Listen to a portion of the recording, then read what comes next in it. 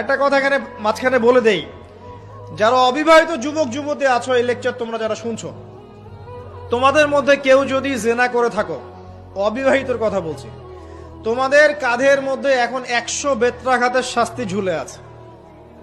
সূরা নূরের 1 থেকে 3 নম্বর আয়াত পড়ে দেখবে, ওর শাস্তি হচ্ছে 100 বেত্রাঘাত, তাও জনসমক্ষে, এবং এক বছরের জন্য নির্বাসন। এই বিধানগুলো যদি পৃথিবীর কোনো দেশেও না থাকে, আসমানে আছে। মরার সাথে সাথেই এই বিধান কার্যকর হবে ইনশাআল্লাহ। বাঁচার বুদ্ধি কি? একটাই উপায় আছে। এই লেকচার কেন চলে গেছে?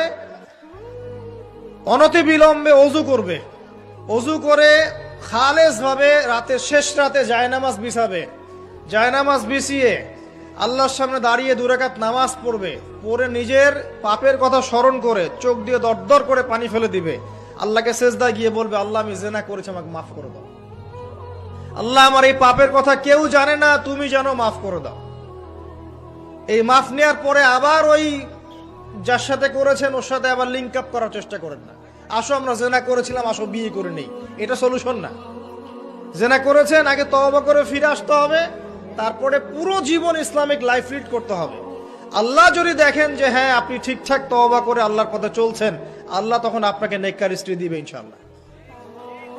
এই এই এই একমাত্র রাস্তা যুবকদের জন্য এবং যুবতীদের জন্যও